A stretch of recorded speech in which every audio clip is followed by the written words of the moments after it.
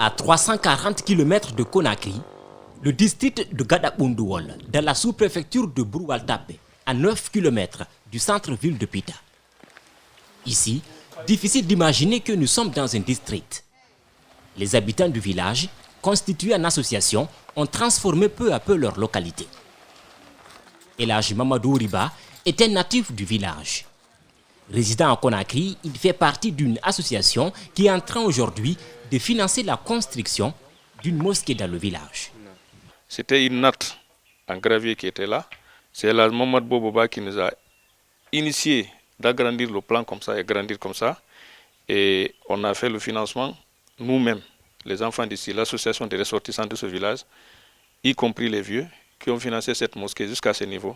La première mosquée, construite vers 1720, a été fondée par des grands érudits comme Karamoko Alpha Molabé, Alpha Abdourahmane Koïn, Kerno Samba Mombeya et Arafan Kaba.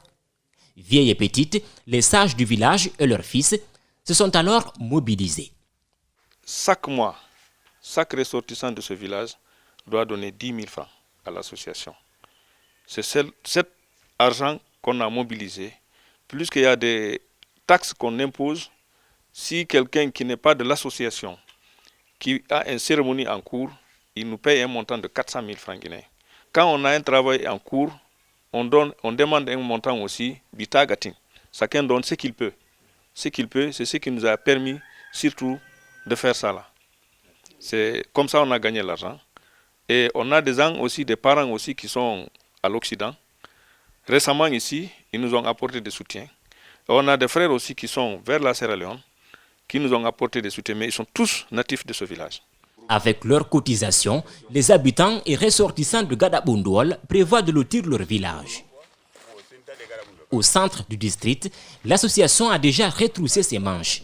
Ici encore, chaque habitant participe au développement local. Ainsi, devant chaque bâtiment se trouve un robinet. L'eau ne vient pas des installations de la SEG, mais d'un forage financé par les fils du village. Ce sont nos familles qui se sont mobilisées. Chacun a donné de l'argent. Ensuite, on a réalisé le forage. Au début, ça n'a pas été facile. Mais depuis l'année dernière, l'eau ne manque plus. Avant, les habitants du village buvaient l'eau du marigot, comme beaucoup de localités dans le pays. Grâce à la solidarité et à l'entente, ils ont tourné cette page. Aujourd'hui, leur forage est alimenté par l'énergie solaire à partir de ce bâtiment. Dès que je me réveille, je mets en marche les panneaux et je coupe le soir, au coucher du soleil. À Gadabundouol, les habitants ne veulent pas tout attendre de l'État. À quelques kilomètres du district, le village de Foulayabe.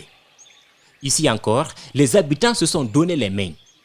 Ils ont monté un projet agricole pour creuser ce forage.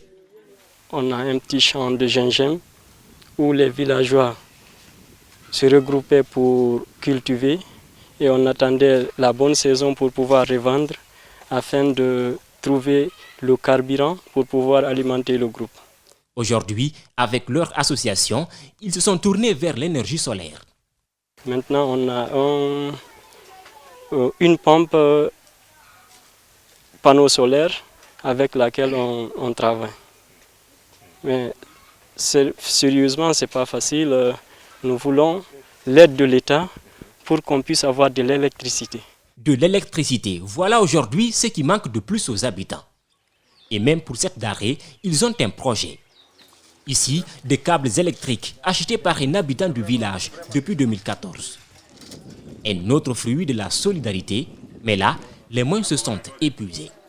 Nous demandons SOS maintenant à EDG, à tous les responsables d'EDG, y compris l'État, de nous aider à avoir juste maintenant les poteaux et la main-d'œuvre, puisque ça relève d'eux. La main-d'œuvre, nous, on ne peut pas faire la main-d'œuvre, mais on est prêt à participer au financement de tout ce qu'on peut faire. Que ce soit travailler avec la main ou bien préfinancer tout ce qu'on peut avec l'État. Mais nous souhaitons que, on a cherché ce projet depuis des années, près de 12 ans maintenant, nous sommes derrière ça. On souhaiterait que l'implication de toutes les personnes ressources pour qu'on puisse avoir le courant dans le district de Gadabundouol. S'ils tiennent à l'électricité, C'est aussi pour lutter contre l'exode rural, ouvrir des ateliers de chaudronnerie et développer des projets agricoles, car dans le village, comme ici à Kieliré, les habitants ont suffisamment d'arbres fruitiers et de ressortissants capables de mettre en place des petites et moyennes entreprises. Il y a des manguiers, il y a des avocatiers, il y a des orangiers, il y a des papayes. Tout ça là, ça est ici. Si, grâce à Dieu, la bonne volonté du gouvernement, on arrive à en avoir le courant ici, je crois que toutes les choses là ne vont pas pourrir ici. On peut faire des démarches pour en avoir des entrepreneurs ou des entreprises d'ici là pour transformer les choses là. Les habitants du district demandent un transformateur de 30 kV et 45 poteaux pour l'acheminement des câbles électriques. Ils pourront se brancher à cette haute tension qui se trouve à seulement 3,5 km du village. Aujourd'hui, la situation du district est presque comme une sous-préfecture. Si la situation d'électrification est là, on peut donner une recette à EDG. Puisque je pense que cette situation-là qu'ils ont peur, ce n'est pas un hameau, c'est un district bien conçu, qui est composé de 4 secteurs. Tout le combat que nous menons, c'est pour ne pas que nos enfants vivent de la même manière que nos arrière-parents. Nous avons les câbles. Les câbles sont là pour tirer le courant. Ce qui nous manque, ce sont les poteaux. Avec leur association, les habitants de Gadabundouol ont construit ce poste de santé. Cette route, ils ont aussi trouvé de l'eau dans le village.